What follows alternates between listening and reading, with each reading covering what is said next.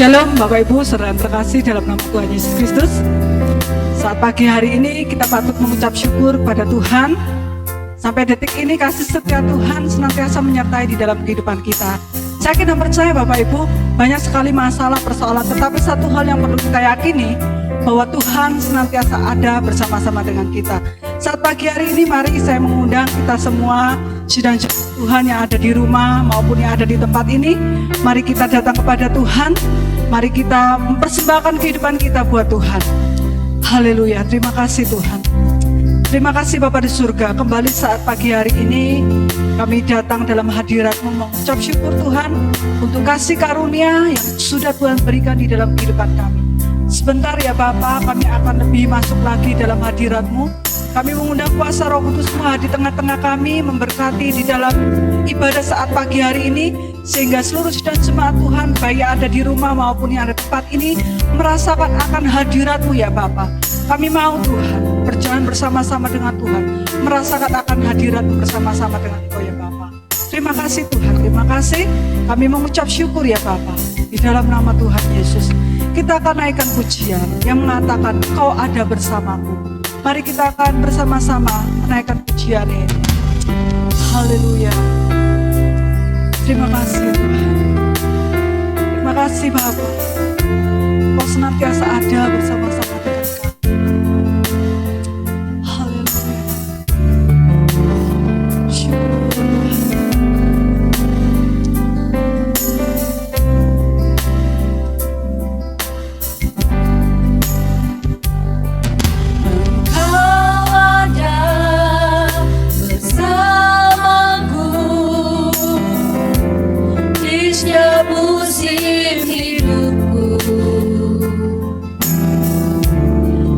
Pernah Kau biarkanku sendiri.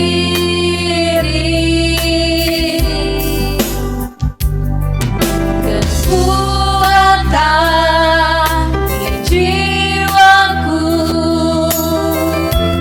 adalah bersamamu.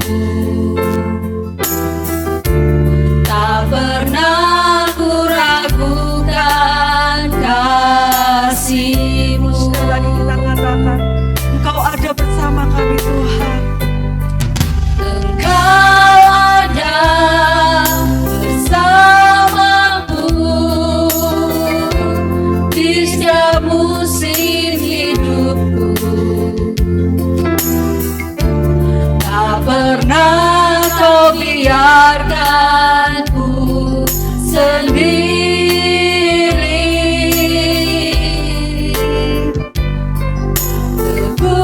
Kekuatan di jiwaku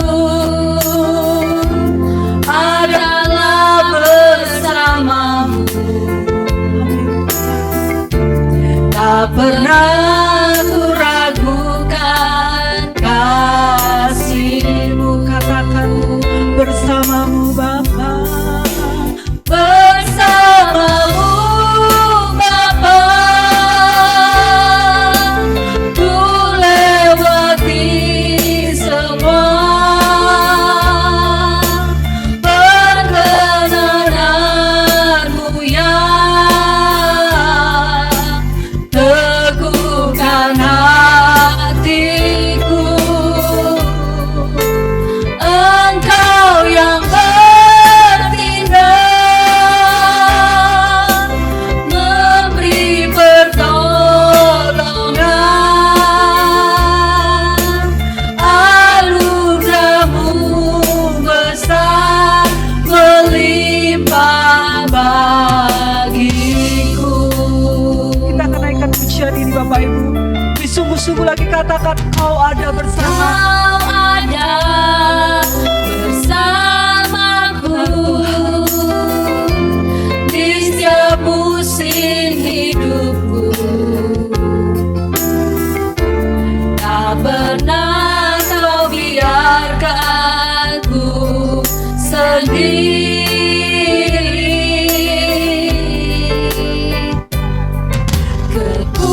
Kekuatan di jiwaku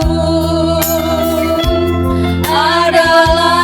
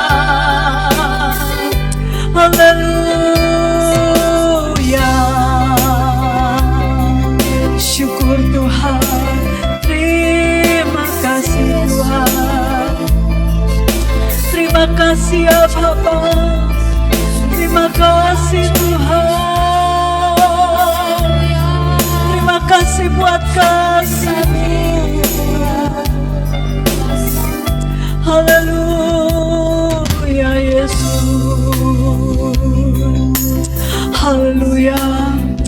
Terima kasih Bapa.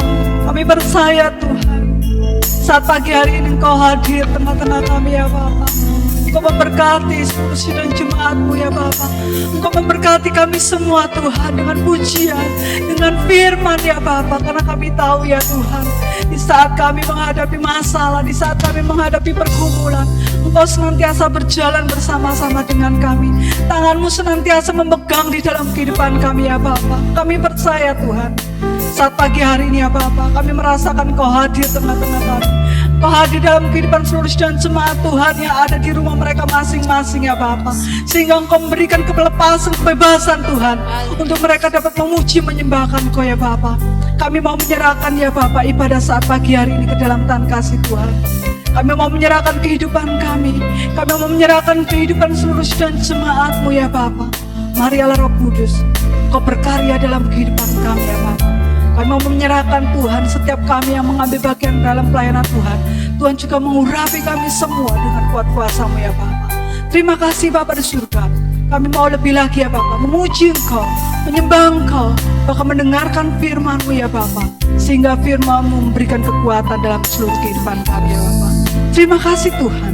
Terima kasih Bapa. Di dalam nama Tuhan Yesus, setiap kita yang percaya, yang diberkati Tuhan, katakan amin. Puji Tuhan. Sekali lagi shalom Bapak Ibu. Shalom. Saat pagi hari ini kita patut mengucap syukur karena Tuhan sangat begitu baik dalam kehidupan kita. Saya mengundang kita semua akan menaikkan satu pujian yang mengatakan segala puji syukur hanya bagi-Mu Tuhan. Haleluya. Haleluya. Terima kasih. Terima kasih.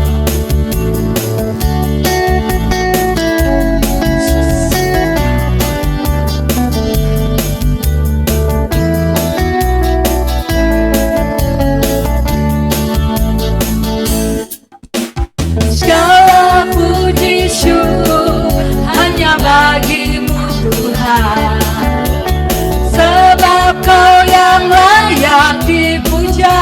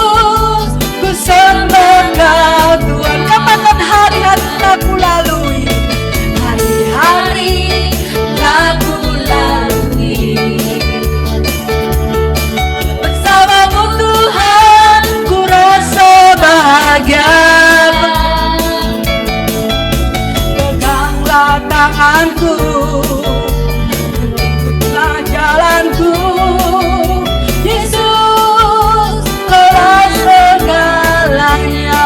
haleluya. Haleluya, sorak hosana. Amin, haleluya.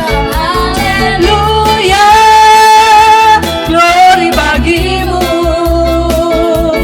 Haleluya, sorak hosana. Terpujilah namamu. Sekali lagi katakan, saat ini ku datang lagi. Ini ku datang lagi. Amin. Padamu Tuhan, junjungan hidupku. Ku angkat tanganku, ku puji namamu.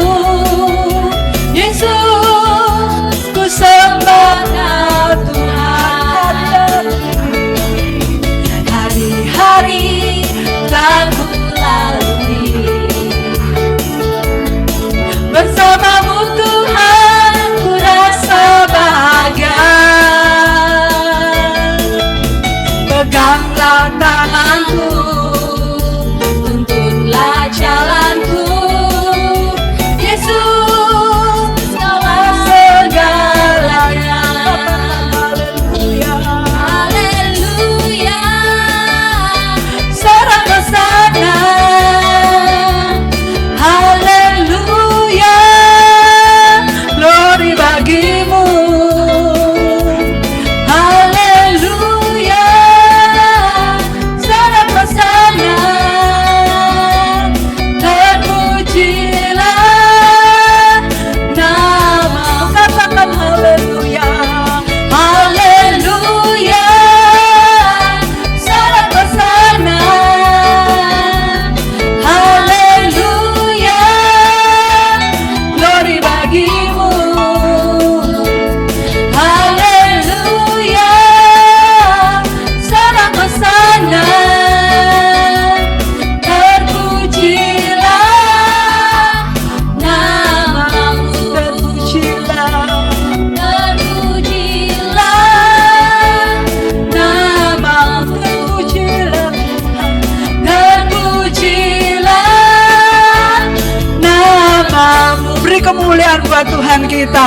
Haleluya, haleluya, haleluya. Tiba saatnya kita akan berikan persembahan buat Tuhan. Mari kita akan berdoa. Terima kasih Bapa di surga. Pagi hari ini Tuhan, kami sudah memuji Tuhan. Kalau sebentar Tuhan kami akan berikan persembahan. Tuhan berkati, kuduskan persembahan ini. Tuhan berkati di dalam setiap pekerjaan anak-anak-Mu. Dan Tuhan akan gantikan berkali lipat ganda ya Bapa sesuai dengan janji kebenaran-Mu. Terima kasih Bapa di surga. Kami mau menyerahkan Tuhan persembahan ini di dalam nama Tuhan Yesus. Kami sudah berdoa dan mengucap syukur. Haleluya. Amin. Puji Tuhan. Tiba saatnya kita akan mendengarkan firman Tuhan. Mari Bapak Ibu kita mempersiapkan hati kita. Kita minta Roh Kudus hadir di tengah-tengah kita. Sehingga firman Tuhan dapat memberkati kita dan memberikan kekuatan di dalam seluruh kehidupan kita. Kita akan naikkan pujian bagaikan bejana siap dibentuk. Oh Yesus, terima kasih Tuhan. Syukur Tuhan. Terima kasih Tuhan.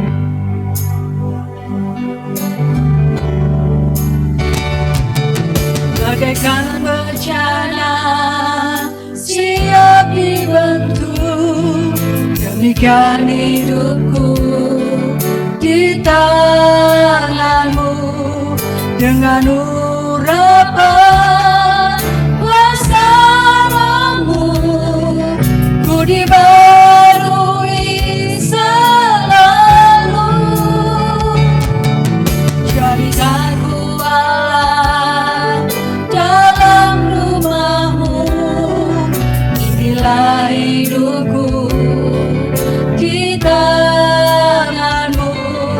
Bentuklah seluruh kehendak-Mu. Pakailah sesuai dengan cara-Mu.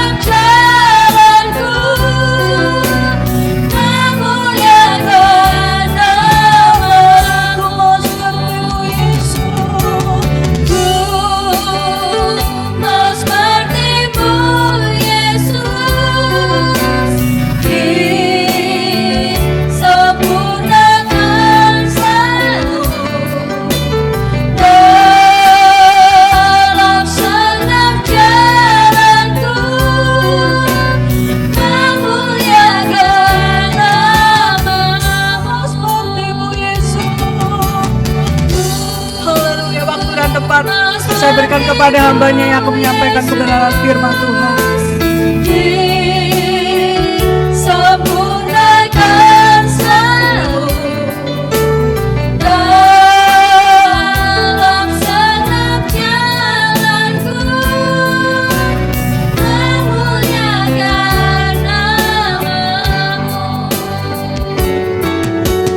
Ku mau seperti-Mu, Yesus, disempurnakan selalu dalam segenap jalanku, memuliakan nama-Mu, memuliakan nama-Mu, memuliakan nama-Mu, memuliakan nama-Mu, memuliakan nama-Mu. Glory haleluya, glory haleluya. Terpuji-pujilah Engkau Tuhan Allah, Tuhan Allah yang kami kenal, yang kami sembah di dalam nama Yesus Kristus. Tuhan yang sudah menebus kami. Kami bersyukur Tuhan sudah tolong kami untuk bangun di pagi hari ini. Kami bersyukur Tuhan sudah berkati kami saat kami bangun tidur ya Bapa. Dengan nafas kehidupan, dengan udara yang Kau berikan pada kami, dan dengan berkat kesehatan, Engkau pelihara jiwa kami dengan damai sejahtera yang melimpah-limpah daripada Tuhan. Pagi hari ini Tuhan, kami persembahkan hidup kami. Kami memuji Engkau, kami menyembah Engkau dalam peribadatan raya ini ya Tuhan. Dan biar kiranya Tuhan kuduskan kehidupan kami. Sebentar kami akan mendengarkan suara firman Allah. Mari Tuhan tolong kami, berikan roh hikmat kepada kami, pimpin kami dengan kekuatan kuasa roh Kudus-Mu ya Allah. Sehingga kami Bapa, semua yang hadir di gereja, semua saudara-saudara kami, seluruh jemaat Tuhan yang ada di rumah, tidak ada satupun yang tidak memahami firman Allah. Tidak ada satupun yang tidak disentuh oleh firman Tuhan. Dan mereka boleh memahami, dan mereka boleh mengerti firman Tuhan. Urapi hamba-Mu secara khusus Tuhan dengan urapan yang baru. Terima kasih Bapa, terima kasih Tuhan. Di dalam nama Tuhan Yesus, kita yang siap mendengarkan suara firman Tuhan yang di gereja maupun yang di rumah, katakan bersama, amin. Haleluya. Shalom. Saudara yang terkasih di dalam nama Tuhan Yesus, pada pagi hari ini kita boleh bersama-sama berjumpa kembali di dalam peribadatan raya, di dalam ibadah raya saudara.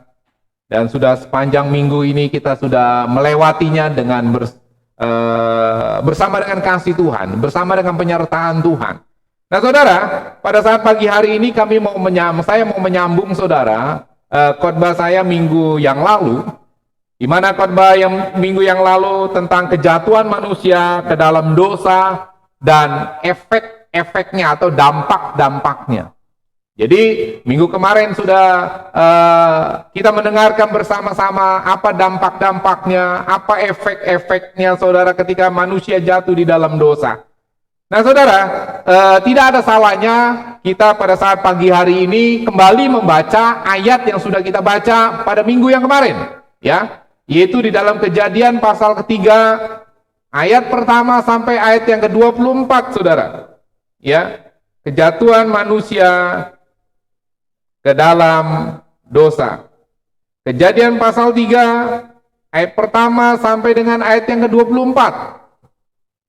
Demikian firman Tuhan. Adapun ular ialah yang paling cerdik dari segala binatang di darat yang dijadikan oleh Tuhan Allah. Ular itu berkata kepada perempuan itu, tentulah Allah berfirman, semua pohon dalam taman ini jangan kamu makan buahnya, bukan? Lalu saud perempuan itu kepada ular itu, buah pohon-pohonan dalam taman ini boleh kami makan.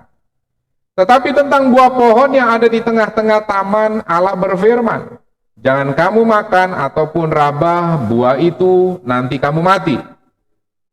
Tetapi ular itu berkata kepada perempuan itu, sekali-kali kamu tidak akan mati.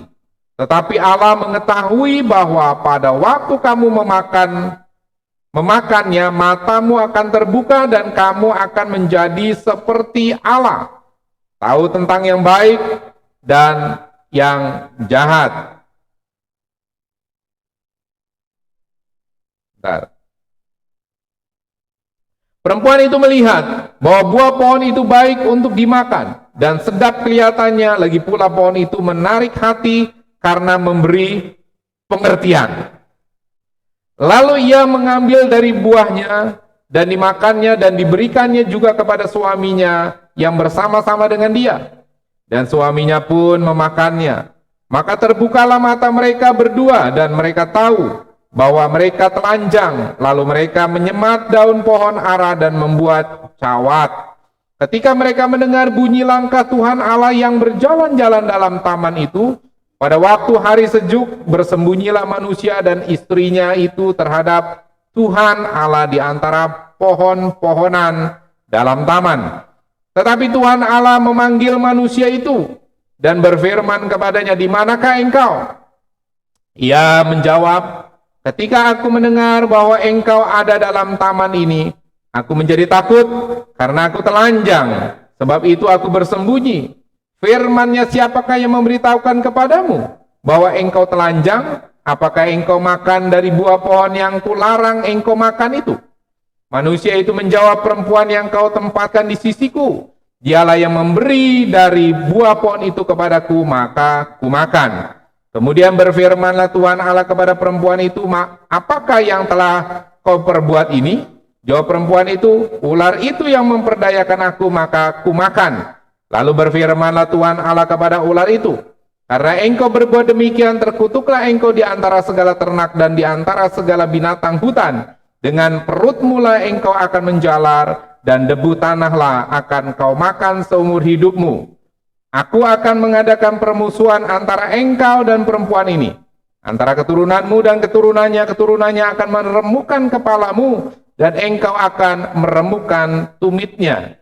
Firman-Nya kepada perempuan itu, "Susah payahmu waktu mengandung akan kubuat sangat banyak. Dengan kesakitan engkau akan melahirkan anakmu, dan namun engkau akan berahi kepada suamimu, dan ia akan berkuasa atasmu." Lalu firman-Nya kepada manusia itu, "Karena engkau mendengarkan perkataan istrimu dan memakan dari buah pohon yang telah kuperintahkan kepadamu jangan makan daripadanya, maka terkutuklah tanah karena engkau dengan bersusah payah engkau akan mencari rezekimu dan dari tanah seumur hidupmu." Nah, sampai ayat 17 saja saudara, karena kita sudah membaca minggu kemarin ayat ini secara full. Nah saudara, kembali lagi saya mau menyampaikan kebenaran firman Tuhan ini saudara, mengulang minggu yang kemarin saya sudah sempat sampaikan saudara, di mana iblis caranya masih tetap sama untuk menjatuhkan umat manusia. Caranya masih tetap sama. Bagaimana caranya? Mendistorsi kebenaran, mendistorsi ketidakbenaran, ya. Jadi mendistorsi kebenaran dan mendistorsi ketidakbenaran. Apa maksud mendistorsi kebenaran dan mendistorsi tidak kebenaran? Bukan kebenaran. Nah saudara, kebenaran yang didistorsi adalah kebenaran yang diputar balik. Kebenaran yang seakan-akan itu salah. Ya. Nah, mendistorsi kesalahan yang seakan-akan itu benar. Nah, dari dulu sampai sekarang saudara, cara kerja iblis masih tetap sama, yaitu memutarbalikkan kebenaran, memutarbalikkan kesalahan. Nah, jadi kalau di antara kita ada anak-anak Tuhan yang sering mendistorsi pembicaraan kita dengan cara seperti itu, artinya kita mengcopy paste saudara, ya, copy paste cara iblis. Ya. Jadi kebenaran-kebenaran itu seakan-akan menjadi salah. Kesalahan-kesalahan itu menjadi benar. Itu mendistorsi. Cara kerjanya sama, saudara. Dari dulu sampai dengan sekarang. Nah, kemarin sudah minggu kemarin sudah dibagikan ayat-ayatnya, saudara. Ya, mendistorsi kebenaran. Nah, saudara, sampai saat ini iblis masih seperti itu. Ya, jadi banyak anak-anak Tuhan juga sering tanpa sadar mendistorsi kebenaran dan mendistorsi kesalahan, mutar balik. Kebenaran diputar balik, kesalahan diputar balik, yang benar kelihatannya salah, yang salah jadi kelihatannya benar. Betul? Nah, para pemimpin kita juga banyak melakukan itu, saudara. Ya. Tetapi saya berharap pemimpin yang merupakan anak-anak Tuhan, yang sudah percaya Tuhan, yang sudah percaya Yesus, tidak mendistorsi kebenaran ataupun mendistorsi kesalahan. Ya. Yang salah adalah salah, yang benar adalah benar. Itu anak Tuhan. Dan firman Tuhan berkata, iya di atas ya, tidak di atas tidak. Selain daripada itu berasal dari iblis. Jadi sikap kita yang sering mendistorsi kebenaran dan mendistorsi kesalahan, itu adalah sikap iblis. Jadi anak-anak Tuhan harus bisa memahami akan hal itu, saudara. Nah, terjadinya kekisruan di Taman Eden itu karena ada distorsi. Ya, kemarin minggu kemarin sudah disampaikan, saudara. Ya, termasuk apa yang dijamah ketika ketika iblis mendistorsi kebenaran itu, apa yang terjadi kemudian? Ya, adanya pengertian di mana mata si perempuan itu melihat bahwa buah pohon yang kelihatannya baik dan membawa pengertian. Ya, pengertian juga kemarin sudah dibahas, saudara, yaitu dialogismos. Ya, jadi pengertian itu dialogismos. Jadi ketika si perempuan itu mendengar distorsi, mendengar pemutarbalikan iblis akan kebenaran buah pohon yang dilarang dimakan itu, maka perempuan itu tertarik matanya untuk melihat. Maka ketika dia melihat, dia berpikir ada kebenaran di situ. Ya, membawa pengertian. Nah, pengertian kemarin sudah kita katakan, sudah kita sama-sama dengar, itu dialogismos. Dialogismos itu artinya pengertian. Pengertian itu, terjemahan dari dialogismos itu ada beberapa. Ya, saya coba untuk mengulang kembali. Dialogismos itu adalah pengertian. Pengertian itu diterjemahkan dari kata dialogismos adalah keraguan, pertentangan, dan bimbang. Dari semuanya itu adalah sisi negatif. Kenapa? Karena manusia itu jatuh di dalam dosa, pikirannya sudah terkontaminasi oleh ketidakbenaran. Ya, jadi ada pikiran yang ragu, ada pikiran yang bertentangan, ada pikiran yang bimbang. Kenapa? Karena dialogismos itu adalah ruang dialog. Ini ruang dialog. Ya, ruang dialog. Nah, ruang dialog ini tergantung daripada apa isinya. Tergantung daripada apa isinya. Nah, jadi saudara, ketika saudara sebelum memutuskan segala sesuatu, maka saudara berdialog dulu di pikiran saudara. Ya. Sebelum Adam dan Hawa jatuh di dalam dosa, dialognya itu kepada Tuhan. Ya, murni kepada Tuhan.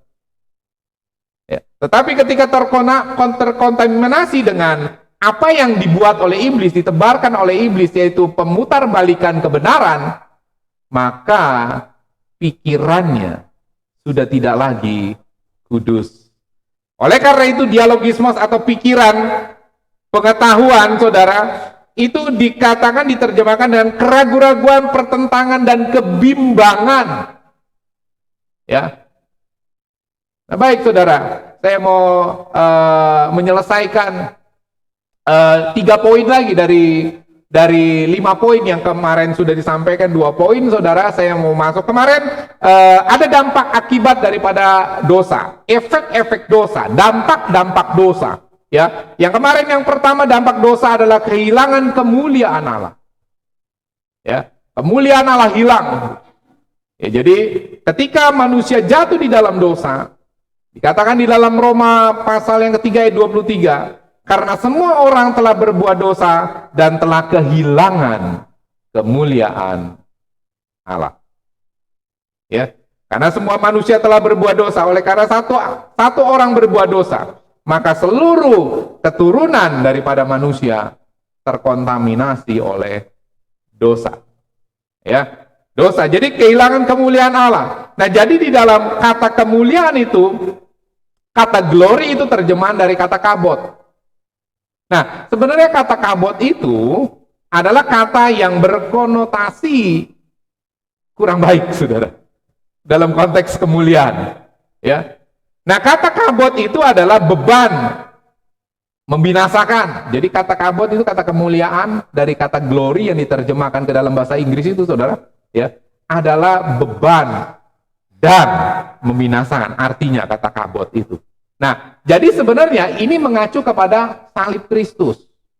Jadi beban dosa di mana manusia itu kehilangan kemuliaan Allah, dan beban dosa di mana membinasakan manusia itu ditanggungkan oleh Kristus di atas kayu salib, supaya manusia yang kehilangan kemuliaan Allah itu ditanggung semua beban, ditanggung semua yang membinasakan oleh Yesus di kayu salib, supaya manusia kembali mendapat kemuliaan Tuhan. Ya, kembali mendapatkan kemuliaan Tuhan. Oleh karena itu, ketika masuk di dalam perjanjian baru, kata kemuliaan itu bukan lagi kata kabot, saudara. Kata kemuliaan itu menjadi kata doksa. Ya, kata doksa itu apa? Kata doksa adalah kehormatan. Kata doksa itu kecemerlangan. Kata doksa adalah kemegahan. Doksa ya, bukan dosa. Doksa. Jadi kemuliaan itu ketika masuk di dalam perjanjian baru sudah tidak lagi berkata tentang membebankan, membinasakan, karena Kristus sudah menebus. Melalui apa? Melalui penyalipan. Sehingga kemuliaan itu kembali kepada arti sesungguhnya, itu kemuliaan, yaitu kehormatan, kecemerlangan, dan kemegahan. Nah, jadi anak Tuhan itu, saudara, mau dikembalikan ininya. Ya, itu yang kemarin, minggu kemarin yang saya sampaikan. Nah, bagian yang kedua adalah hadirnya rasa takut. Ya, 2 minggu kemarin berbicara tentang kekhawatiran, ya, tentang kekhawatiran. Oleh karena itu saya teringat akan bagian ayat ini, manusia jatuh di dalam dosa, sehingga saya berusaha untuk membagikan. Nah, minggu-minggu yang akan datang saya juga akan membagikan dampak-dampak dosa berikutnya, efek-efek dosa berikutnya. Ya. Nah, yang kedua kemarin kita sudah mendengarkan hanya hadirnya rasa takut, itu dampaknya. Yang berikutnya, hilangan kemuliaan, hadirnya rasa takut, saudara. Ya. Nah, jadi ketika manusia itu dia melakukan pelanggaran, ketika dia menangkap pemutarbalikan kebenaran firman Tuhan yang ditebalkan oleh kuasa kegelapan, oleh iblis pada saat itu, si ular, maka pada saat itu roh ketakutan masuk di dalam kehidupan manusia. Ya, masuk di dalam kehidupan manusia. Di dalam 2 Timotius pasal pertama ayat yang ke-7, firman Tuhan berkata, sebab Allah memberikan kepada kita bukan roh ketakutan, melainkan roh yang membangkitkan kekuatan, kasih, dan ketertiban. Ya, kekuatan, kasih, dan ketertiban. Nah, oleh karena itu, saudara, kuasa yang daripada Tuhan itu digantikan dengan rasa takut, saudara. Sehingga rasa takut itu membawa banyak orang tidak hidup di dalam ketertiban. Amin. Ya, apa hubungannya ketidaktertiban dengan rasa takut? Itu ada, saudara. Ya, karena beban begitu berat, oleh karena kekhawatiran. Karena kata pobeo itu, saudara, takut, itu salah satunya artinya adalah khawatir. Ya, jadi kata pobeo itu salah satu artinya, selain daripada takut, salah satu kata pobeo itu memiliki arti khawatir. Ya, memiliki arti khawatir. Nah, khawatir sendiri, saudara, adalah cemas yang tidak beralasan. Jadi oleh karena rasa takut kita, oleh karena rasa kecemasan kita, maka kita menjadi takut dan cemas tanpa alasan yang benar. Amin. Jadi kalau saudara sering khawatir, 2 minggu yang lalu kan kita berbicara tentang khawatir, ya. Kalau kita sering khawatir, saudara, maka saudara sedang ada di dalam sikap kecemasan yang tidak punya alasan. Ya, 2 minggu yang lalu kan saya sudah sampaikan, saudara, kekhawatiran itu yang berlebih-lebihan itu sakit mental, saudara. Ya, sakit mental. Ada sesuatu, pobeo. Ya, kata pobeo. Nah, baik saudara, kemarin itu kita sudah belajar poin yang pertama dan poin yang kedua tentang hilangnya kemuliaan, hadirnya rasa takut. Nah, yang ketiga ini saudara, dampak yang ketiga adalah hilangnya rasa tanggung jawab. Amin. Hilangnya rasa tanggung jawab, saudara. Jadi kesadaran kita di dalam bertanggung jawab itu, saudara, itu hilang. Hilang. Makanya saudara, banyak sekali kasus-kasus terjadi pembunuhan bayi-bayi. Ya. Jadi banyak kasus-kasus terjadi pembunuhan bayi-bayi. Kenapa orang-orang tua itu membunuh bayi mereka?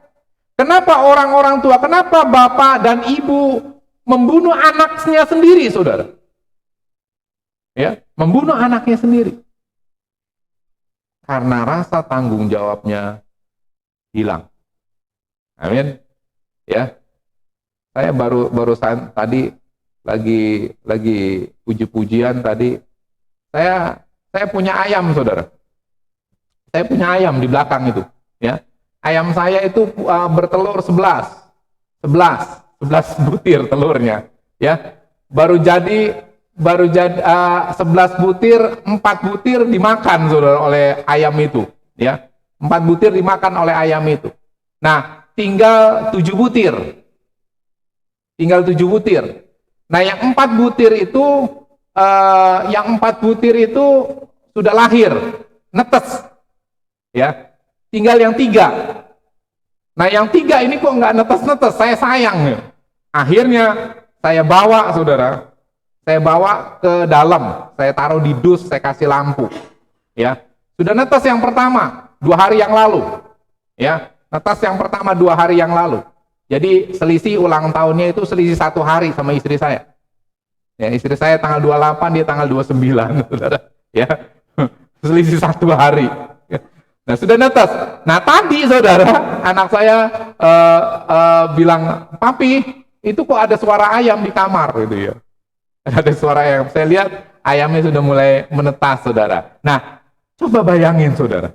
Saya melihat anak ayam itu lahir, saudara. Saya pelihara, ya. Saya pelihara, dia berjuang keluar dari cangkangnya itu, saudara. Saya bantu dia keluar dari cangkangnya, saya ambil lidi, saya korek, saudara. Saya begitu sayang. Nah, bagaimana mungkin, saudara, seorang manusia melahirkan anaknya dibunuh? Ini adalah bagian di mana manusia, saudara, menjelang kedatangan Tuhan, mereka kehilangan tanggung jawab. Jadi dampak dosa itu adalah kehilangannya tanggung jawab. Saudara jadi orang yang tidak bertanggung jawab. Saudara jadi orang yang tidak melakukan bagian-bagian yang harus dilakukan, saudara. Ya. Jadi saudara, kalau kita tidak bertanggung jawab, maka tanggung jawab kita itu akan dikerjakan oleh orang lain. Ya. Nah, saudara, Kejadian pasal 3 ayat 11 sampai dengan 14, ada baiknya kita membaca bagian ini, saudara. Firman-Nya, siapakah yang memberitahukan kepadamu bahwa engkau telanjang? Apakah engkau makan dari buah pohon yang kularang engkau makan? Manusia itu menjawab, perempuan yang kau tempatkan di sisiku, dialah yang memberi dari buah pohon itu kepadaku, maka ku makan. Kemudian berfirmanlah Tuhan Allah kepada perempuan itu, apakah yang telah kau perbuat ini? Jawab perempuan itu, ular itu yang memperdayakan aku, maka ku makan. Lalu berfirmanlah Tuhan Allah kepada ular itu, karena engkau berbuat demikian, terkutuklah engkau di antara segala ternak, di antara segala binatang hutan, dengan perutmu lah engkau akan menjalar, dan debu tanahlah akan kau makan seumur hidupmu. Nah, saudara, coba perhatikan. Setelah manusia jatuh ke dalam dosa, Dan ketika mereka merasa mereka melakukan dosa dengan cara mereka sadar bahwa mereka telanjang, mereka jadi takut. Ya. Setelah mereka takut melihat kehadiran Allah, maka pada saat itu Allah berfirman, bertanya kepada manusia itu. Nah, sering ada yang bertanya begini, Pak, apakah Tuhan tidak tahu kalau manusia jatuh di dalam dosa? Nah, pertanyaan ini saya kasih ilustrasi seperti gini, saudara. Bukan Tuhan tidak tahu, ya. Itu seperti ini, saudara. Ketika kita sebagai orang tua, ya, masuk ke satu ruangan, sering kan kita menggoda anak kita yang kecil, ya. Misalkan nama anak saudara si A gitu ya. Mana ya A ya, mana ya A ya. Atau saudara ketika saudara lagi duduk, anak saudara tutup mata saudara. Ya, tutup mata saudara. Saudara padahal tahu siapa yang menutup mata saudara itu. Siapa ya? Ini siapa ya? Siapa ya? Sering begitu ya. Nah, ini terjadi seperti itu, saudara. Jadi ketika manusia itu jatuh di dalam dosa, ketika manusia itu melakukan pelanggaran di mana makan buah yang dilarang oleh Allah, maka pada saat itu Allah mencari mereka dan Allah bertanya, apakah engkau memakan buah yang aku larang engkau makan? Nah, pada saat Allah bertanya begitu, itu seperti orang tua yang ditutup matanya oleh anaknya. Siapa ya ini ya, siapa ya? Padahal orang tua itu tahu, itu anaknya. Gitu ya. Jadi bukan pertanyaan Tuhan ini bukan berarti dia tidak tahu. Ya. Pertanyaan Tuhan kepada Adam dan Hawa pada saat itu bukan berarti kekurangan kuasa Tuhan sehingga dia harus bertanya. Pada saat itu Tuhan bertanya, dia mau menuntut pengakuan dari Adam dan Hawa. Apa yang terjadi? Apa yang terjadi dilakukan oleh mereka? Dan ketika Tuhan bertanya kepada Adam, Adam melemparkan itu, saudara, kepada istrinya. Ya, perempuan yang engkau tempatkan di sisiku, itu yang ngasih aku makan. Maka aku makan buah itu. Akhirnya Tuhan tanya, perempuan, apakah benar itu seperti itu? Tuhan, itu loh ular yang membuat aku makan, sehingga aku kasih suamiku. Akhirnya tanya lagi ke ular. Sampai di ular, Tuhan langsung mengeksekusi, memberikan hukuman. Kenapa? Karena Tuhan tahu sudah tidak ada lagi yang diprovokasi oleh ular selain dua orang itu. Nah, kalau kita lihat di bagian ini, saudara, saya berangan-angan begini. Seandainya Adam dan Hawa pada saat itu, ketika Tuhan bertanya, apakah engkau memakan buah yang aku larang engkau makan? Seandainya, saudara, mereka langsung berkata, iya, saya yang makan dan saya minta ampun. Mungkin kita keturunannya, kecerdasan kita tidak sampai hilang sampai 80%. Mungkin, saudara. Tetapi oleh karena rasa tidak tanggung jawab ini, mereka saling lempar satu dengan yang lain, saudara. Maka pada saat itu dampak daripada pelanggaran mereka itu mengalir begitu banyak, saudara. Ya. Nah, jadi saudara, efek daripada dosa, efek dari pelanggaran, efek daripada segala sesuatu yang kita lakukan yang tidak benar, itu salah satunya adalah hilangnya rasa tanggung jawab, saudara. Adam nuduh Hawa, Hawa nuduh ular, saudara. Ya. Nah, kalau di zaman modern ini bagaimana sikap manusia yang seperti ini, saudara? Kehilangan rasa tanggung jawab. Ya. Cirinya adalah satu, saudara. Ini saya tidak berbicara tentang orang di luar Tuhan Yesus. Tetapi saya mau berbicara tentang orang yang di dalam Yesus. Ya. Kalau kita sebagai anak-anak Tuhan, kita merasa bersalah, melakukan kesalahan, lalu kita cari kambing hitam, itu sama dengan tidak tanggung jawab. Amin. Seringkali kita melakukan itu, toh. Ketika kita melakukan kesalahan atau ketika kita melakukan kecerobohan, kita sedang mencari objek lain supaya kita tidak merasa disalahkan. Bagaimana caranya? Mencari kambing hitam. Amin. Daripada cari kambing hitam, mending cari sate kambing, saudara, lebih enak. Ya, gulai kambing, sate kambing itu lebih enak gitu, saudara ya, daripada cuma cari kambingnya toh. Nah, jadi kita sebagai orang-orang percaya Tuhan, kita mau belajar bertanggung jawab dari apa yang menjadi bagian-bagian yang sudah kita kerjakan. Nah, jadi ketika kita mengalihkan rasa tanggung jawab kita kepada bagian lain, itu merupakan dampak dosa yang seharusnya sebagai orang percaya Tuhan sudah lunas, hilang itu, saudara. Sudah lunas, tidak ada lagi. Harusnya seperti itu. Jadi sebagai anak-anak Tuhan, sebagai orang-orang yang percaya Tuhan, ketika kita percaya bahwa Kristus sudah menebus kita di atas kayu salib, seharusnya kita menjadi orang yang bertanggung jawab. Amin. Menjadi orang yang bertanggung jawab. Kita mengambil bagian-bagian yang kita kerjakan, dan apabila bagian-bagian yang kita kerjakan terjadi terjadi kesalahan, terjadi kekeliruan, dan kita tidak mencari objek lain untuk kita menyalahkannya. Amin.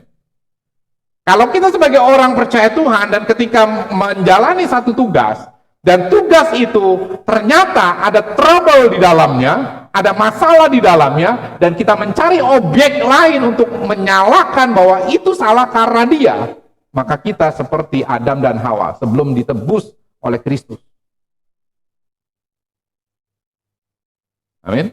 Jadi sebagai anak-anak Tuhan, saudara, ketika saudara melakukan kesalahan, akui.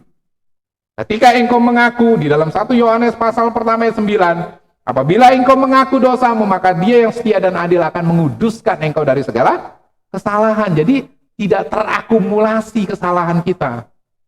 Jadi tidak numpuk-numpuk kesalahan kita, saudara. Kalau kita tidak bertanggung jawab, maka kita cari objek lain untuk disalahkan daripada apa yang kita buat itu. Maka kita sedang mengakumulasi kesalahan-kesalahan berikut. Ya, kita akan tumpuk-tumpuk terus kesalahannya. Itu menjadi beban buat kita. Selesaikan apa yang menjadi tanggung jawabmu. Amin. Selesaikan apa yang menjadi tugasmu, selesaikan apa yang menjadi bagian daripada ditugaskan daripada kita. Jadi saudara, kerjakan aja. Ya, kerjakan aja.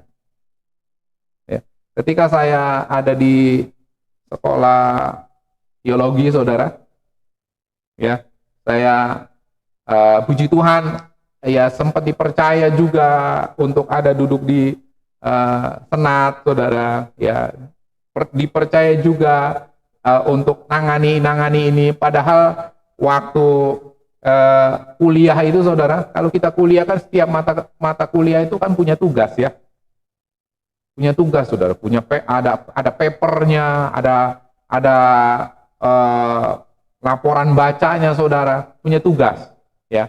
Nah, kalau kita mengambil beberapa mata kuliah dalam satu semester itu, saudara, maka tugasnya sudah bisa dikalikan, saudara, ya. Banyak sekali tugas di luar itu, semua juga ada tugas-tugas lain, saudara, yang dipercayakan kepada saya.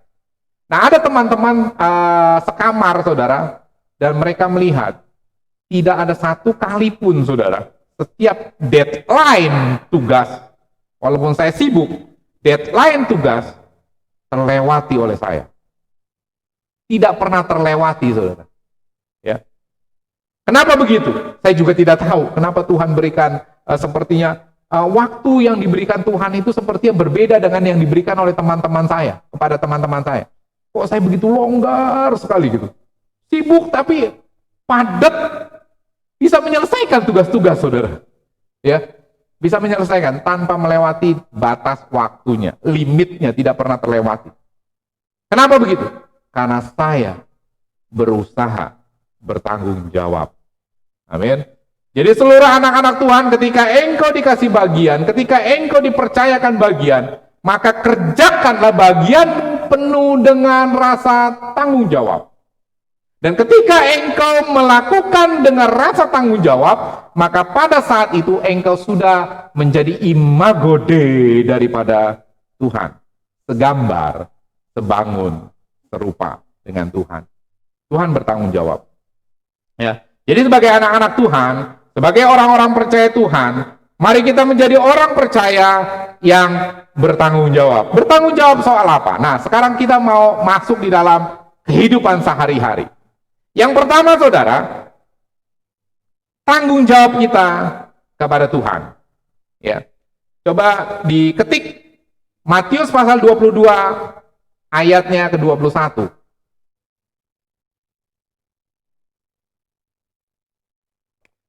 Matius pasal 22 ayat yang ke-21. Apa yang Tuhan Yesus katakan tentang ayat ini? Demikian firman Tuhan. Jawab mereka, gambar dan tulisan kaisar. Lalu kata Yesus kepada mereka, berikanlah kepada kaisar apa yang wajib kamu berikan kepada kaisar, dan kepada Allah apa yang wajib kamu berikan kepada Allah. Jadi dasar tanggung jawab kita itu yang pertama adalah kepada Tuhan. Ketika Tuhan Yesus dicobai oleh orang-orang Farisi, orang-orang Saduki, ahli-ahli Taurat, imam-imam, dan orang-orang Yahudi yang menentang dia pada saat itu, Yesus dicobai tentang bayar pajak.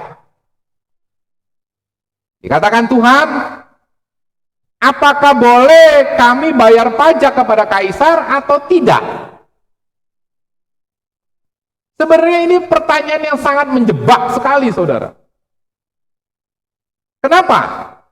Karena ada orang-orang Yahudi yang ngepro kepada pemerintahan Yunani pada saat itu. Orang-orang Roma. Pada pemerintahan Roma, ngepro. Ada yang tidak ngepro, saudara. Orang-orang Farisi. Ya. Orang-orang Farisi, imam-imam adalah orang-orang yang nasionalis yang tidak ngepro kepada para penjajah. Ya.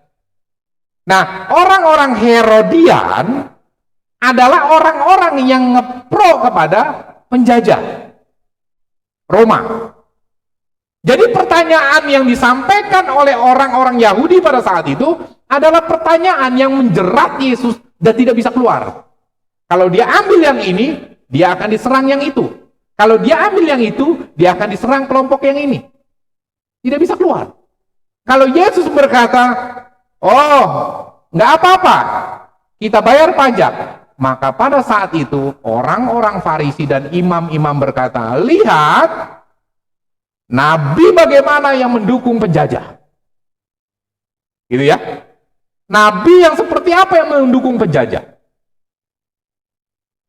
Kalau Yesus berkata, oh tidak boleh kita bayar pajak kepada Roma. Maka pada saat itu, orang Herodian dan kroncok-konconya, krocok-krocoknya saudara, dan teman-temannya, itu akan berkata, oh sebentar lagi kamu akan disalib nih. Aku akan laporkan kepada Roma, engkau mengajarkan orang Yahudi untuk melawan pemerintah. Coba bayangin. Ya. Tapi yang namanya Yesus tidak pernah satu kali pun terpeleset oleh jebakan mereka. Lalu apa yang dilakukan oleh Tuhan pada saat itu? Tuhan berkata begini, coba ambil satu mata uang, tunjukkan ke aku. Dan Tuhan sampaikan, gambar siapa yang ada di uang ini? Gambar kaisar. Nah, lalu Yesus berkata begini, berikanlah kepada kaisar apa yang wajib. Coba perhatikan baik-baik. Berikan kepada kaisar apa yang wajib. Wajib itu kan harus. Ya. Apa yang wajib kamu berikan kepada kaisar. Dan kepada Allah apa yang wajib kamu berikan kepada Allah. Amin. Nah, ini berbicara kata beri, artinya berbicara tentang non-materi dan materi. Amin. Non-materi itu apa? Tenaga saudara, ya. Tenaga saudara datang di sini, ya. Yang main musik, Pak Andi satunya lagi, ya. Yang lighting, sound, ya. Abi, Evan, yang kameramen IT, saudara, dan yang LCD, singer WL, saudara, ya. Nah ini yang non materi, ya. Tanggung jawab kalian sudah lakukan. Ada tanggung jawab yang kita berikan kepada Tuhan, apa? Yang materi. Nah, jadi antara non-materi dan yang materi itu harus balance, imbang. Firman Tuhan katakan, dunia ini, bumi ini jadi kacau karena tidak ada keseimbangan. Tidak ada balance. Makanya Tuhan berkata, kalau terlalu banyak binatang, itu diperintah manusia untuk membunuh binatang itu, supaya binatang itu jangan berkuasa atas manusia. Amin.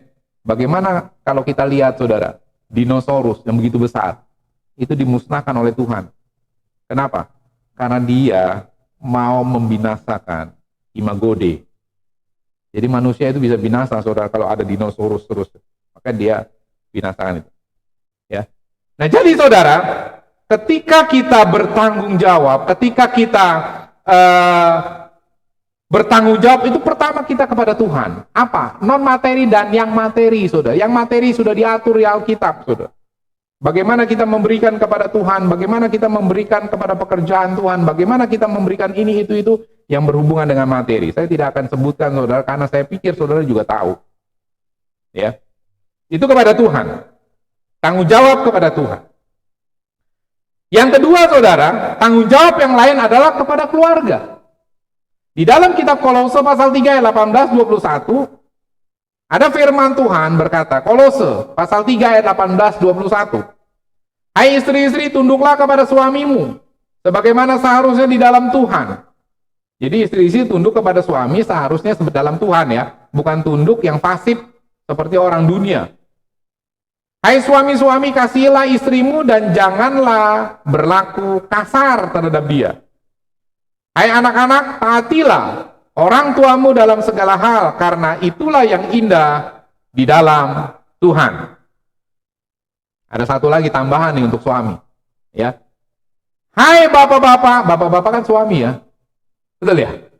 Bapak-bapak kan bukan istri, ya. Bapak-bapak suami. Jadi laki-laki itu di dalam Kolose pasal 3 ayat 18-21 itu disebut 2 kali. Artinya, bapak-bapak harus perhatikan baik-baik ini. Bapak-bapak yang di rumah, harus perhatikan baik-baik ini. Ada 2 kali engkau disebut, bapak-bapak. Hai bapak-bapak, janganlah sakiti hati anakmu. Supaya apa hati anakmu jangan disakiti? Supaya jangan tawar hati. Ya. Nah, jadi ada bagian-bagian tanggung jawab terhadap keluarga. Istri tanggung jawabnya apa? Suami tanggung jawabnya apa? Anak-anak tanggung jawabnya apa? Nah, suami, bapak itu disebut 2 kali di kitab Kolose pasal 3 ayat 18-21 ini. Pertama, dia harus mengasihi istrinya. Jangan kasar. Tidak boleh kasar terhadap istrinya. Dan harus mengasihi. Yang kedua, bapak-bapak dikatakan harus tidak boleh. Harus tidak boleh, ya. Bukan tidak boleh, harus mengasihi anak. Ya. Hai bapak-bapak, janganlah sakiti hati anakmu, supaya jangan tawar hatinya, saudara. Jadi kalau anak itu sering disakiti sama orang tuanya, dia akan tawar hatinya. Jadi anak-anak yang sering disakiti, sering dilukai oleh orang tuanya, khususnya bapaknya, dia tawar hambar. Tidak ada ekspresi kepada bapaknya. Ya, tidak ada ekspresi kepada bapaknya. Saya sering menggoda anak-anak saya, saudara. Dan dia berekspresi kepada saya. Ya. Ekspresi. Jadi kalau ada bapak-bapak yang sering nyakiti anak-anaknya, kalau anak-anaknya itu cuekin bapak-bapak, jangan salahin anaknya. Bapak-bapaknya yang harus bertobat. Jadi bapak-bapaknya harus bertobat. Kenapa? Karena anak itu seperti itu karena kelakuan bapak-bapaknya. Anak-anak yang dilukai dan dia tawar hati, dia tidak merespon apa yang menjadi perintah bapaknya, itu karena bapaknya sering nyakiti, kata-katanya sering nyakiti, sikapnya sering nyakiti. Akhirnya dia tawar hati. Nah, kalau orang tawar, ya, dia tidak ada ekspresi. Coba saudara makan kurang garam. Saudara makanannya nggak pedes, ya. Orang makan nggak pedes, kan biasa ya. Coba kalau makanannya pedes, ya, itu ekspresi. Kenapa? Karena tidak tawar. Ya, kalau saudara makan mangga, ya baik yang asam maupun yang manis, pasti ada ekspresinya. Tapi kalau mangga itu hambar, saudara makannya biasa-biasa aja, saudara. Ya. Tapi kalau mangganya itu asam, saudara makan gimana? Gitu ya. Nah, kalau manis mangganya, manis banget. Ekspresi.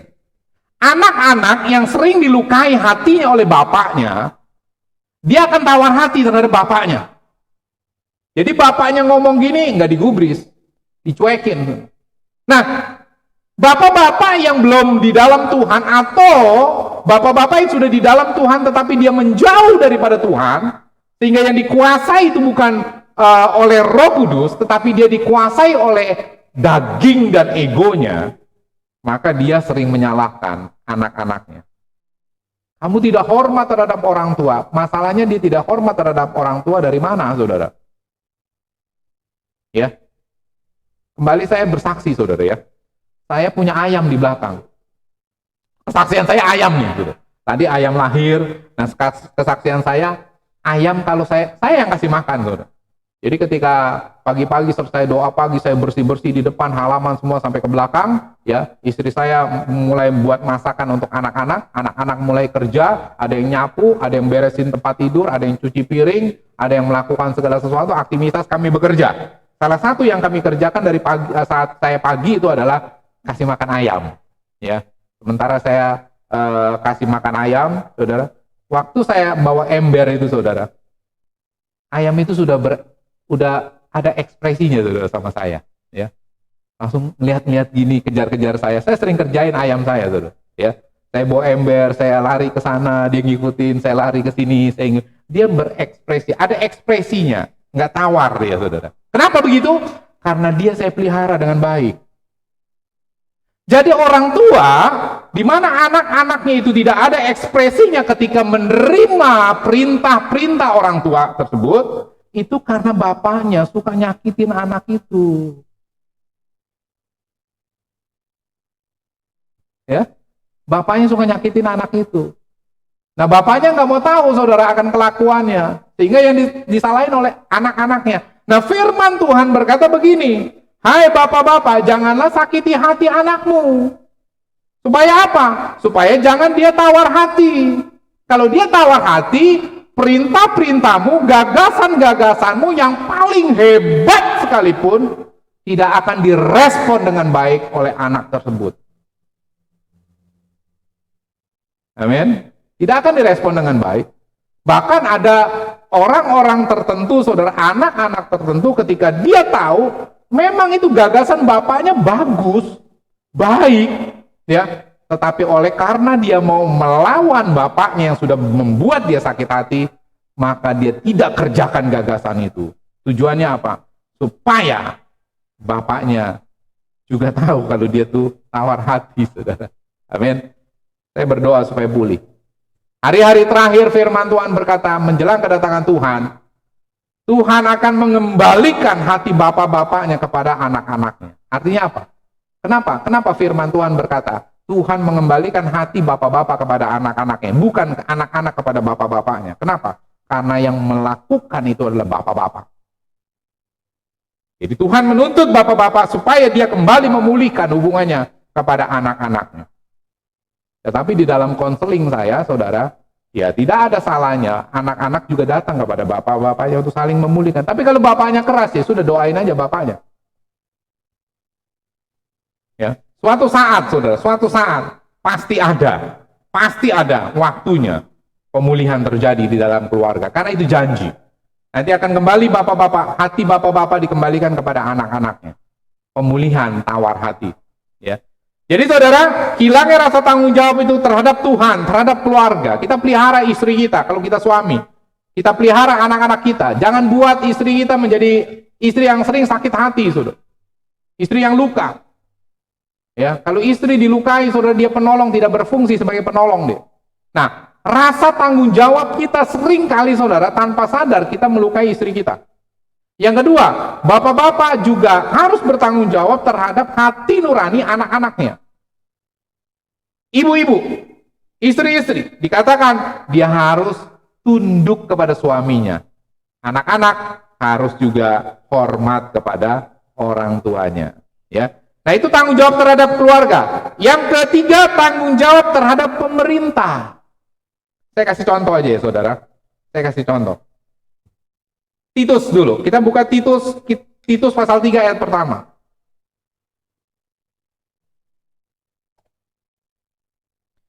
Titus pasal 3 ayat yang pertama. Demikian firman Tuhan, ingatkanlah mereka, supaya mereka tunduk pada pemerintah, dan orang-orang yang berkuasa, taat dan siap untuk melakukan setiap pekerjaan yang baik. Tanggung jawab kita kepada pemerintah. Saya mau kasih contoh ya. Saya dan istri saya itu punya kendaraan. Ya. Setiap jatuh tempo bayar pajak, saya selalu tidak pernah lewat yang namanya jatuh tempo pajak itu. Kenapa? Karena saya tahu firman Tuhan. Ya. Firman Tuhan. Saya juga heran, saudara, ada anak-anak Tuhan yang begitu bangga. Dia tidak bayar pajak sampai 2-3 tahun, saudara. Aduh. Bagaimana itu ya, saudara? Jadi sebagai orang-orang percaya Tuhan, kita harus bertanggung jawab kepada pemerintah, saudara. Amin. Bertanggung jawab kepada pemerintah. Jadi saudara-saudara harus lakukan bagian-bagian saudara yang saudara harus kerjakan kepada pemerintah. Ya, salah satu saudara kalau naik motor pakai helm, gitu kan ya? Saudara naik motor pakai helm, amin. Saudara naik motor harus punya apa? SIM, ya. Jadi saudara, ini bagian rasa tanggung jawab kita kepada pemerintah. Ya. Nah baik saudara. Dampak dosa yang lain, saudara, itu adalah sakit, melahirkan, dan kemudian terus berkembang kepada kemerosotan fisik manusia. Jadi ini poin yang keempat, efek daripada kejatuhan manusia. Ya, saudara, kalau saudara lihat Ayub, Roma 6 pasal 23. Sebab upah dosa ialah maut, tetapi karunia Allah ialah hidup kekal di dalam Kristus Yesus Tuhan kita. Nah saudara, dulu Adam itu saudara, ya, dia umurnya, berapa tahun umurnya Adam? Umurnya Adam berapa tahun? Hampir 1000 tahun ya, 900 berapa gitu ya. Saya lupa umurnya. Ya, umur Adam hampir 1000 tahun, saudara. Ya. Terus umur keturunan, kalau saudara lihat, saudara, itu umur yang paling muda itu 4 abad, 3 abad umurnya. 400, 300. Nah, bayangin, saudara, Adam itu setelah jatuh di dalam dosa, umurnya segitu, hampir 1000 tahun. Ya. Tapi makin lama manusia semakin merosot fisiknya. Nah, dalam bagian ini saya mau menyampaikan pesan kepada saudara. Kalau kita hidup di dalam Tuhan, kita akan dipelihara oleh Tuhan. Saya tidak berbicara tentang umur ya saudara. Ya, kalau umur firman Tuhan sudah katakan, ya, umur maksimal kasih karunia Tuhan itu 80 tahun. Lebih daripada itu kasih karunia Tuhan. Ya, jadi kalau saudara punya umur nanti 80 tahun plus itu kasih karunia Tuhan. Ya. Nah, jadi saya mau berbicara tentang yang lainnya, saudara. Berbicara tentang yang lainnya apa? Ketika kita di dalam Tuhan, kita akan dipelihara fisik kita. Amin. Kita akan dipelihara fisik kita. Kita akan ditolong oleh Tuhan, kita menjadi sehat. Kita akan ditolong oleh Tuhan, kita akan diberkati fisik kita. Saudara, salah satu kenapa berkat anak Tuhan itu bisa numpuk, karena dia tidak membeli obat. Amin. Kalau orang tidak membeli obat kan berarti sehat ya. Ya, walaupun saudara juga ada dana, ada anggaran untuk beli vitamin. Jadi yang selanjutnya saudara, dampak dosa adalah merosotnya fisik. Jadi kalau saudara sering sakit-sakitan, nih saudara yang sering sakit-sakitan, kan kemarin waktu minggu ketiga ya, 3 minggu yang lalu, saya berbicara tentang khawatir. Orang khawatir itu karena drop mentalnya. Nah kalau orang drop mentalnya saudara, ya dia sering teriak-teriak, nah itu orang frustrasi. Kalau saudara frustrasi, peredaran darah saudara nggak lancar. Peredaran darah saudara nggak lancar, itu banyak penyakit saudara. Nah, orang yang di dalam Tuhan dia ada shalom, betul? Masih ingat? Orang yang di dalam Tuhan ada shalom, ada damai sejahtera. Sehingga dia hidupnya tenang, peredaran darahnya lancar, amin? Ya, jantungnya tenang. Paru-parunya bagus. Lambungnya bagus. Semuanya bagus, saudara. Kan itu mengurangi untuk beli obat. Coba saudara, kalau saudara sakit, anggaran saudara 1 juta untuk beli obat. Dan kalau saudara sehat, itu kan 1 juta terkumpul jadi ya. Nah, jadi saudara, orang-orang di dalam Tuhan, orang-orang yang ada bersama dengan Tuhan, dia akan dipelihara tubuhnya. Dia akan dipelihara fisiknya. Dia akan dijaga, saudara. Saya kalau pulang, saudara, ketemu teman-teman saya,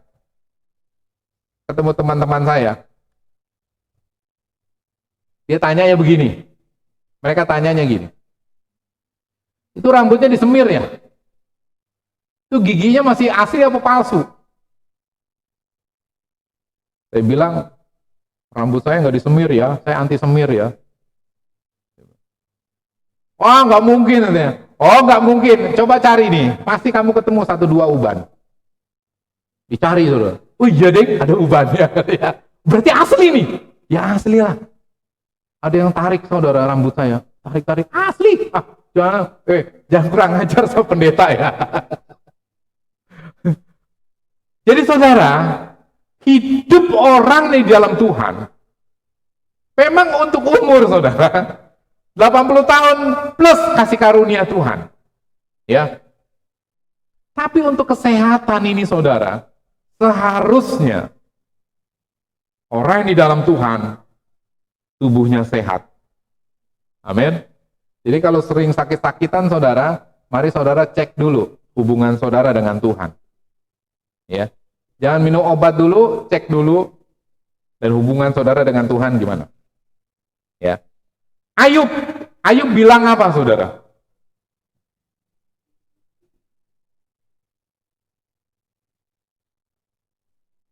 Ayub pasal 14 ayat pertama.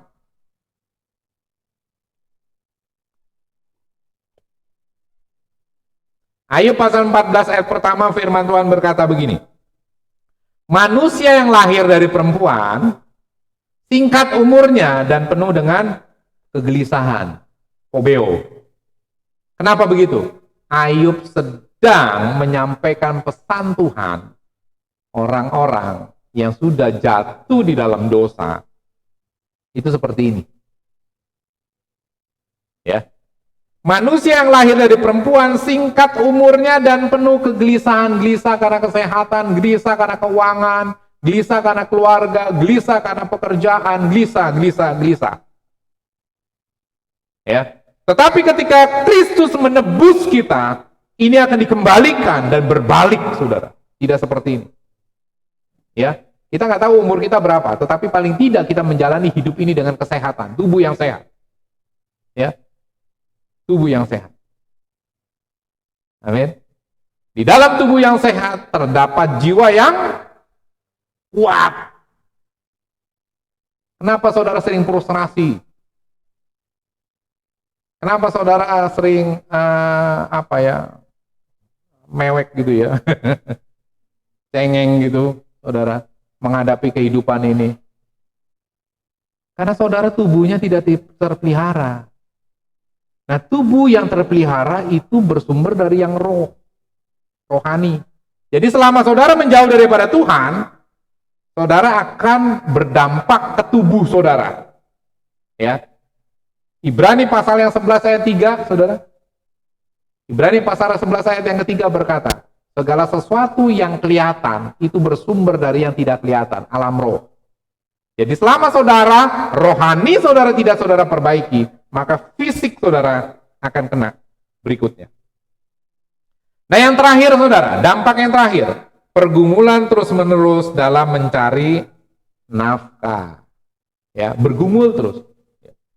Kejadian pasal 3 ayat 17 tentang kejatuhan ini Tuhan berkata, lalu firman-Nya kepada manusia itu, karena engkau mendengarkan perkataan istrimu dan memakan dari buah pohon yang telah kuperintahkan kepadamu, jangan makan daripadanya, maka terkutuklah tanah karena engkau dengan bersusah payah engkau akan mencari rezekimu dari tanah seumur hidupmu. Susah payah. Kristus menyerahkan hidupnya supaya kita mendapatkan kemuliaan Allah. Salah satunya adalah berkat dalam pekerjaan. Amin.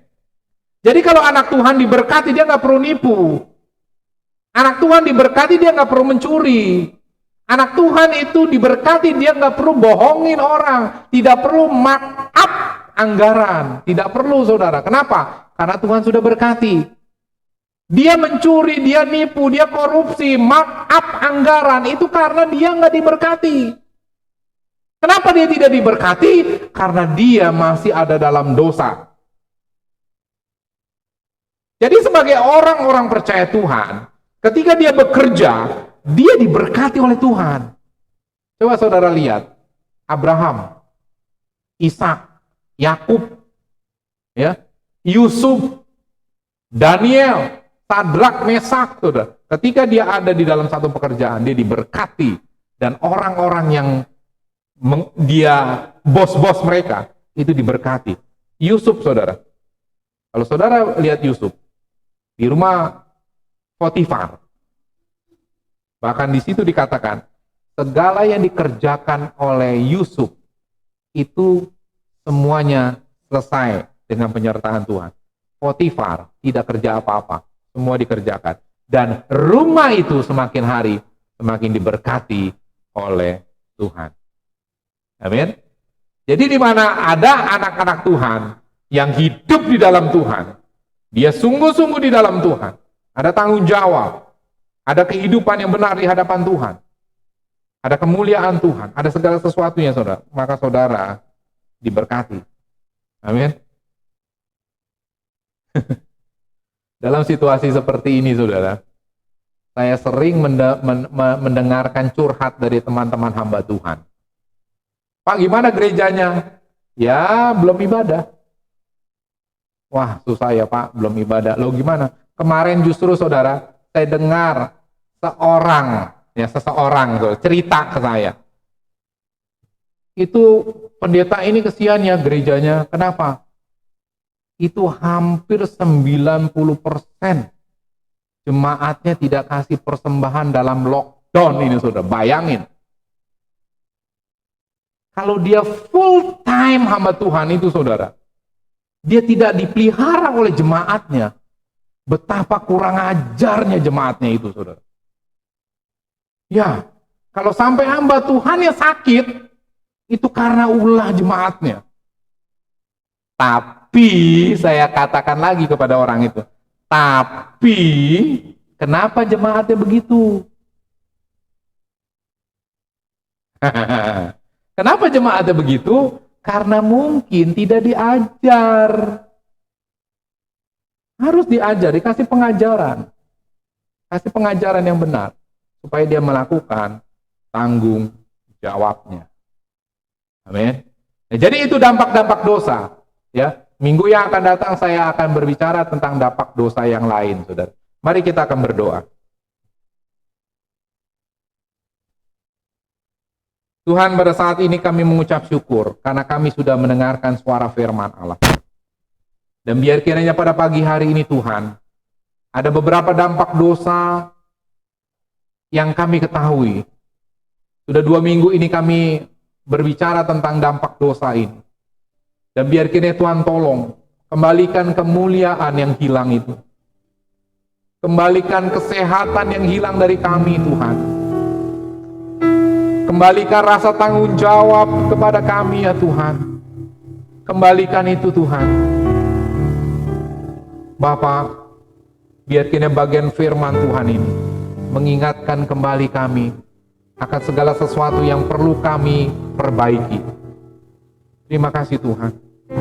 Sidang jemaat Tuhan yang ada di rumah, apabila engkau pada saat ini merasakan ada sesuatu yang diingatkan oleh Tuhan, baik berbicara tentang kemuliaan, baik berbicara tentang tanggung jawab, baik berbicara tentang berkat kesehatan, baik berbicara tentang berkat-berkat di dalam pekerjaan, di mana saudara mengalami kemerosotan demi kemerosotan, padahal saudara sudah melakukan tindakan-tindakan yang baik. Ada kiat-kiat yang saudara baca, ada kiat-kiat yang saudara terima dari orang-orang lain. Bahkan tidak sedikit engkau mengikut seminar ini, seminar itu, untuk mengembangkan usahamu, untuk mengembangkan pribadimu. Namun tetap saja usahamu semakin hari semakin merosot, semakin hari fisikmu semakin menurun.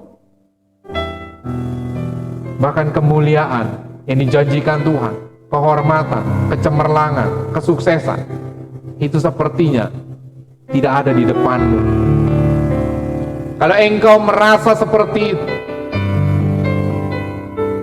itu adalah bagian dampak daripada dosa.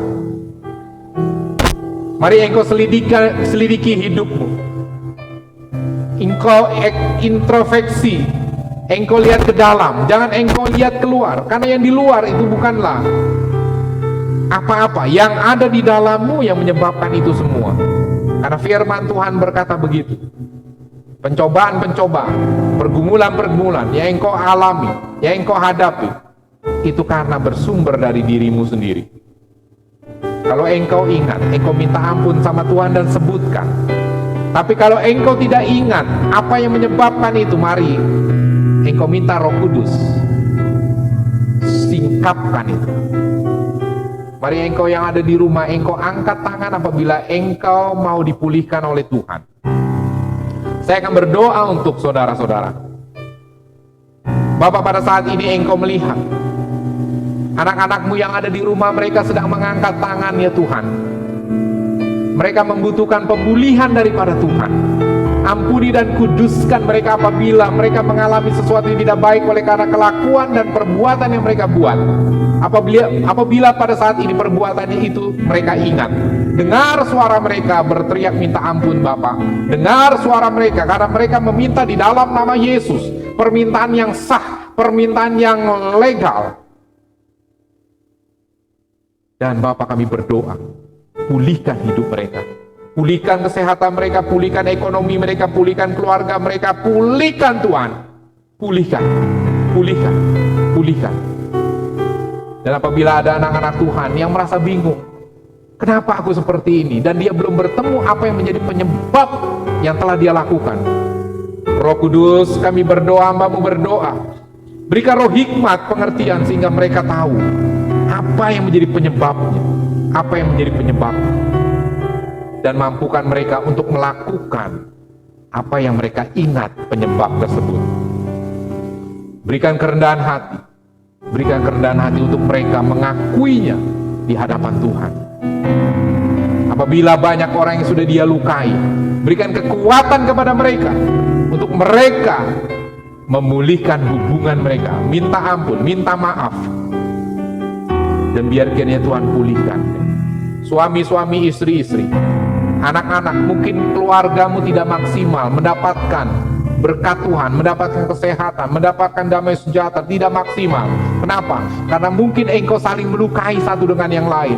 Suami melukai istri, bapak melukai anak, anak melukai bapak, anak melukai ibu, istri melukai suami, dan semuanya saling melukai, saling menusuk, saling menikam. tidak ada damai sejahtera di keluarga. Mari Engkau bapak-bapak, sebagai penyebab tawar hati terhadap anak-anak, sebagai penyebab Engkau tidak mengasihi istrimu, bertanggung jawablah Engkau, karena Engkau sebagai imam harus kudus. Minta maaflah pada istrimu, minta maaflah kepada anakmu. Engkau juga istri, minta maaflah kepada suamimu dan juga kepada anak-anakmu. Anak-anak juga begitu, supaya rumah tanggamu dipulihkan oleh Tuhan. Ada shalom di keluarga itu, ada ketenangan yang luar biasa yang tidak dapat dibeli oleh apapun. Bapak, apabila itu orangnya yang sedang mengangkat tangan, berkati Tuhan, berkati, berkati, pulihkan rumah tangga mereka, pulihkan di dalam nama Yesus. Terima kasih Bapak, terima kasih Tuhan. Dan pada saat ini hamba-Mu minta juga berkat daripada Tuhan, turunlah ya Tuhan atas hidup kami sekeluarga. Terima kasih Bapak, terima kasih Tuhan. Dan sebentar kami akan akhiri ibadah kami. Biar kiranya ibadah pada minggu ini dapat mendatangkan sukacita dan berkat-berkat Tuhan di dalam nama Tuhan Yesus. Saudara yang terkasih di dalam nama Tuhan, baik yang di gereja maupun yang di rumah, mari kita akan mengangkat kedua tangan kita untuk menerima berkat yang daripada Tuhan. Sidang jemaat Tuhan yang terkasih, terimalah berkat-berkat yang datang daripada Bapa. Kasih setia daripada Tuhan Yesus dan persekutuan yang ada di dalam Roh Kudus akan memberkati engkau. Diberkatilah engkau hai suami, diberkatilah engkau hai istri, hai engkau anak-anak dan orang tua. Diberkatilah engkau, diberkatilah rumah tanggamu, diberkatilah sekolahmu, diberkatilah pekerjaanmu, usahamu, bisnismu, diberkatilah keluar masuk rumahmu, diberkatilah kesehatanmu, diberkatilah segala berkat-berkat daripada sorga turun penuh di dalam hidupmu. Dan biar kiranya berkat-berkat ini senantiasa ada di dalam kehidupanmu sampai Tuhan Yesus datang kedua kalinya menjemput kita di awan-awan mulia. Maranatha. Kita yang percaya dan diberkati melimpah katakan dengan iman, amin. Terima kasih Yesusku, terima kasih Yesusku, puji syukur hanya bagi Tuhanku. Terima kasih Yesusku, terima kasih Yesusku, puji syukur hanya bagi Tuhanku.